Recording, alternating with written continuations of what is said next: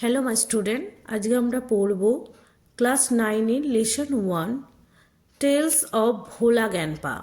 তার মানে ভোলা দাদুর গল্প। কে লিখেছেন? মনোজ দাস। দেখো, মনোজ দাস নামটা পড়ে আমরা কি মনে করলাম? যেন বাঙালি। আমরা একটু মনোজ দাস সম্পর্কে পড়ে নেব। Manoj Das 1934 is an Indian award winning bilingual writer who writes in Oriya and English. Manoj Das, যিনি জন্মেছিলেন 1934 সালে, তিনি একজন দ্বিভাষিক ভারতীয়, যিনি দুটো ভাষায় লিখতেন। কোন ভাষায়? উড়িয়া এবং ইংরাজি ভাষায় লিখতেন। He has written many novels, short stories, poems, travelogue and articles of history and culture. তিনি ইতিহাস এবং সংস্কৃতি সম্পর্কে ছোট গল্প, উপন্যাস, পোয়েম মানে হচ্ছে কবিতা এবং ভ্রমণ কাহিনী অনেক লিখেছিলেন। This text is an edited version of the short story which narrated Bhola Gyanpa's hilarious adventures seen through the eyes of a young man who had known him closely. এই গল্পটি দাস শর্ট গল্প মানে দাস ছোট গল্প থেকে নেওয়া, এবং এই গল্পটি কি একটি রহস্যময় অ্যাডভেঞ্চারাস মানে হচ্ছে রোমাঞ্চকর একটি গল্প, যেটা কে দেখেছিল? নিজের চোখে দেখেছিল একটি ছোট ছেলে। সেই ছেলেটি এখন কি হয়েছে? বড় হয়ে গেছে। সে বড় হয়ে গিয়ে এই ছোটবেলায় যে চোখে দেখেছিল সেই গল্পটা সে বলছে। The simplicity of forgetfulness of Bhola Gyanpa provides an element of humorous on which the story hangs. কি? ভোলা দাদুর এই সরলতা এবং ভুলে যাওয়ার আর যে ব্যাপারটা ছিল সেইটা নিয়েই এই গল্পটা তৈরি হয়েছে। দেখো, আমরা গল্পটা পড়বো। গল্পটায় কি আছে দেখে নি। ভোলা জ্ঞানপা মানে ভোলা দাদু and his wife live at the western end of our village. তাহলে কি দেখলাম? ভোলা দাদু এবং তার ওয়াইফ মানে তার স্ত্রী তা আমাদের গ্রামের পশ্চিম প্রান্তে বাস করত। A large bakul tree overshadowed their hut. তাদের কুঁড়ে ঘরটাতে একটা বড় বকুল গাছের ছায়া ছিল। In the bakul tree live a small troop of monkeys. এখানে টোপ মানে হচ্ছে এক দল, মানে অনেকগুলো একসাথে আমরা বলবো টোপ। টোপ অফ মানকিস মানে সেই বকুল গাছে একদল বানর বাস করত। ভোলা জ্ঞানপা and his wife did not mind it. Bhola দাদু এবং তার স্ত্রীর এতে কোনো আপত্তি ছিল না। ওয়ান মুনলিট নাইট, একদিন জ্যোৎস্নালোকিত রাত্রিরে, we were returning from a festival, আমরা একটি উৎসব থেকে ফিরছিলাম। The road was long and foggy, রাস্তাটি ছিল লম্বা এবং কুয়াশাচ্ছন্ন। ফগি মানে হচ্ছে কুয়াশাচ্ছন্ন। I was riding on the village chowkidar shoulder, আমি যে গ্রামের চৌকিদার তার পিঠে বা কাঁধে চেপে বসেছিলাম। সাডেনলি, হঠাৎ করে, ভোলা জ্ঞানপা ভোলা দাদু late out a loud well, হঠাৎ করেই ভোলা দাদু চেঁচিয়ে উঠল, খুব জোরে একটি চেঁচিয়ে উঠল। Everyone in our party was surprise, আমাদের দলে যতজন ছিল সকলেই খুব অবাক হয়ে গেল। উই হাল্টেড, আমরা থেমে গেলাম। হাল্টেড মানে হচ্ছে এখানে থেমে যাওয়া। Inquiry revealed that Bhola Gyanpa had taken his grandson to the festival. আমরা অনুসন্ধান করে কি জানতে পারলাম? যে ভোলা দাদু তার নাতিকে নিয়ে উৎসবে গিয়েছিল। He had tightly held on to the 2 fingers of the boy. খুব শক্তভাবে ভোলা দাদু তার নাতির দুটো আঙুল ধরেছিল। He did not realize when those fingers slipped out.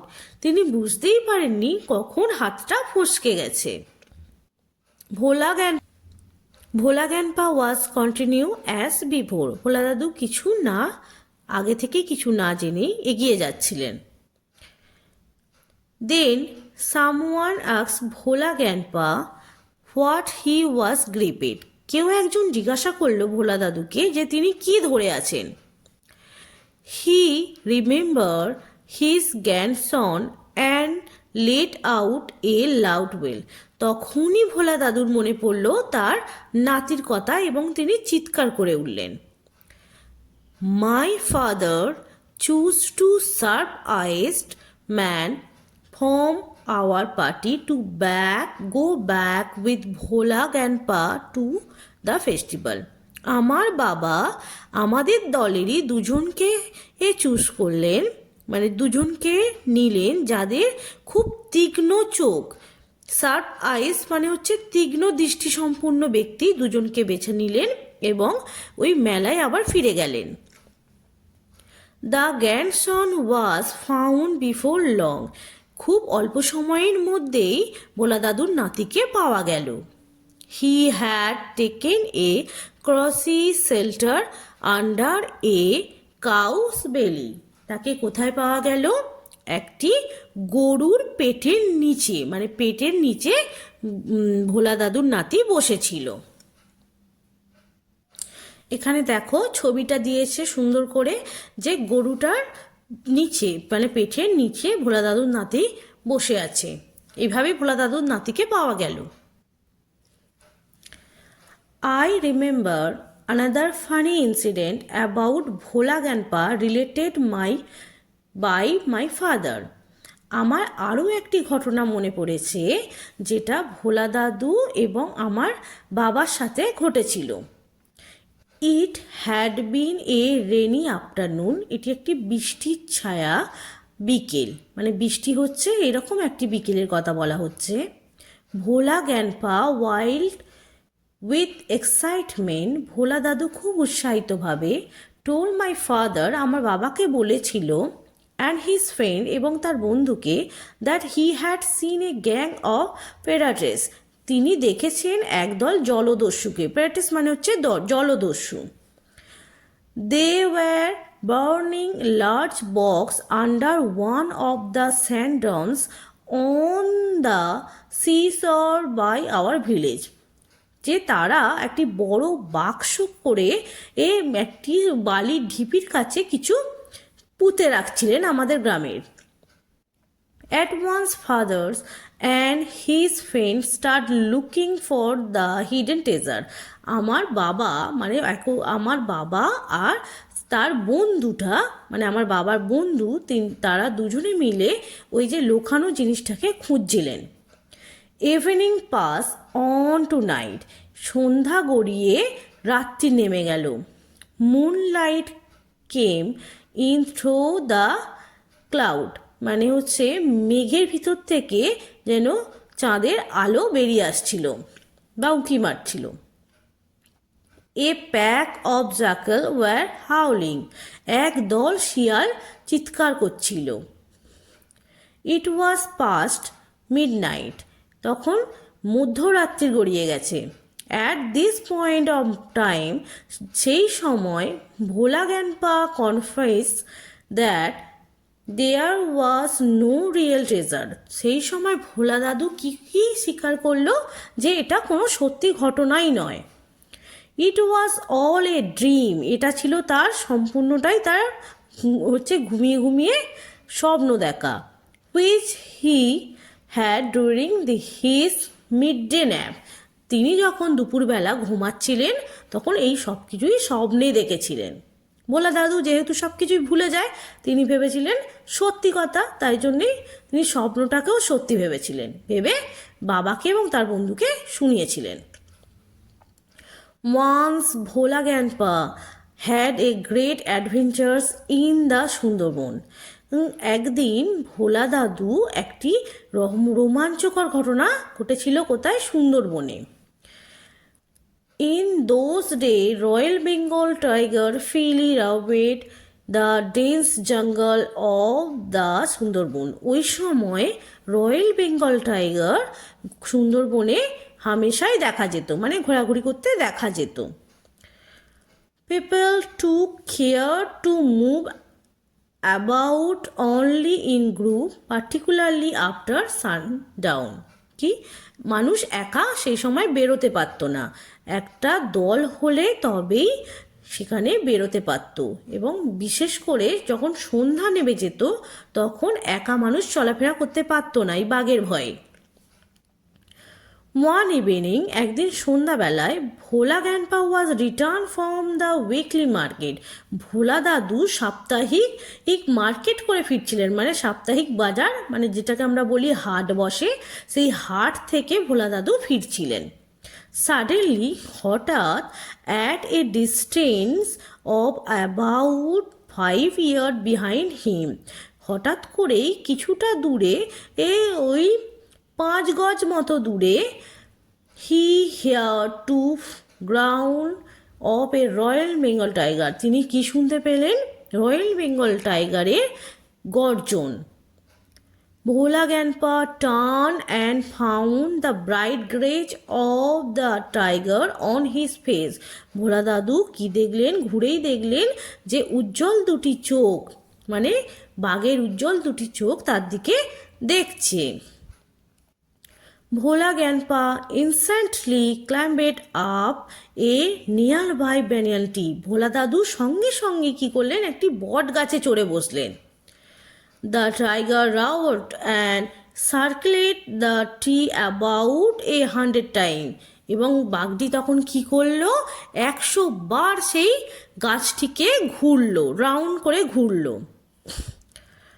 Then it settled down under a bush without taking its eyes off him। তারপর সে একটি ঝোপঝাড় দেখে বাঘটি সেখানে বসে পড়ল ভোলা দাদুর দিকে তাকিয়েই। With nightfall, the forest grew dark and silent। তারপরে আস্তে আস্তে রাত বাড়ল, আর কি হলো? জঙ্গলটি সম্পূর্ণ অন্ধকার এবং নিস্তব্ধ হয়ে গেল। ভোলা grandpa could hear the tiger breathing its tail on the dry leaf। ভোলা দাদু শুনতে পেলেন যে বাঘটি শুকনো পাতার উপর তার লেজটা নাড়াচ্ছে। হাওয়ার পাসেস, মানে ঘন্টার পর ঘন্টা অতিক্রান্ত হয়ে গেল। Drown broke with the crawling of draw. ঘুঘু পাখির কুজনে ঘুম ভাঙল। ভোলা গ্র্যান্ডপা কাম ডাউন। ভোলা দাদু নিচে নেমে এলেন। There was a group of men on a mound a little away। কিছুটা দূরে ঢিপির কাছে একদল মানুষকে তিনি দেখলেন। ভোলা grandpa climbed the mound and requested the first man he saw for some water to drink। ভোলা দাদু সেই ঢিপির কাছে লাফিয়ে উঠলেন এবং সেই একটি মানুষকে, প্রথমে যাকে দেখতে পেয়েছিলেন, তাকে একটু জল দেওয়ার জন্য অনুরোধ করলেন। The man had seen the tiger waiting. সেই মানুষটি দেখছিল যে বাঘটি ভোলা দাদুর জন্য অপেক্ষা করছিল। He was much bewildered। তিনি খুবই অবাক হলেন। What is your secret that you simply walk past the hungry beast and it did nothing? He asked Bhola grandpa. মানে সেই লোকটি ভোলা দাদুকে জিজ্ঞাসা করলো যে তোমার কি রহস্যটা আছে যেটার কারণে তুমি একটি ক্ষুধার্ত বাঘের পাশ দিয়ে হেঁটে চলে এলে। The tiger was stretching its lamp and ইয়ার্নিং। বাঘটিও মনে হচ্ছে ঘুমিয়ে পড়েছিল। বাঘটিও কি করছে? পা হাত ছড়িয়ে ঘুম থেকে উঠছিল।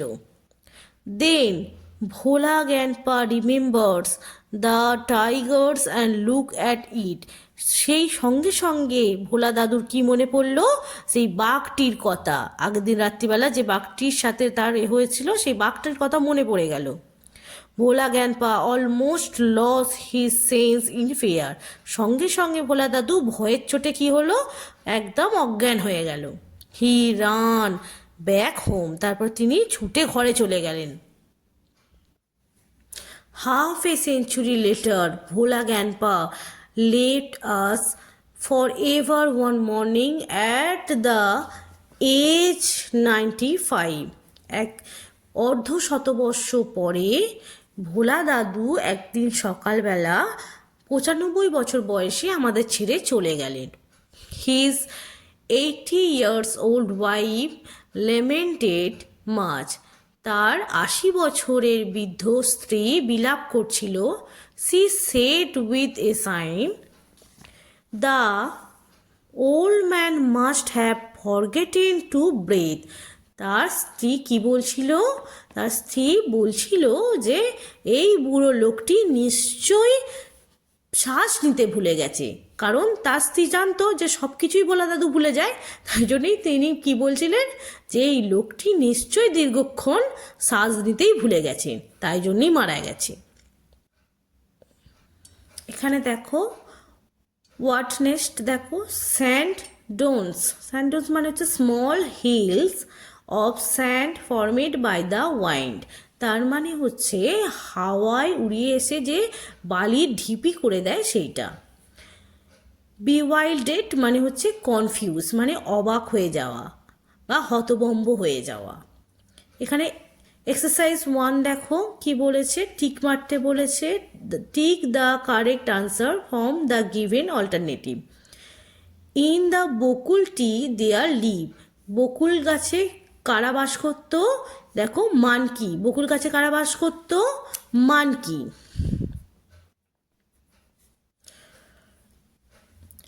On the way back from the festivals, Bhola Ganpa tightly held on to the two fingers of his তার গ্র্যান্ডসন, তার নাতির হাত শক্ত করে দুটো হাত ধরেছিল। A gang of pirates were burning a, তাহলে দেখো জলদস্যুরা কি করেছিল, কি রেখেছিল? Large box. কি? লার্জ বক্স, একটি বড় বাক্স। দেখো Bhola grandpa was return from the weekly market. দেখো সাপ্তাহিক হাট থেকে ফিরেছিল ভোলা দাদু। Bhola grandpa died at the age. যখন ভোলা দাদু মারা গেল তখন তার বয়স কত ছিল? 95। কত ছিল? 95।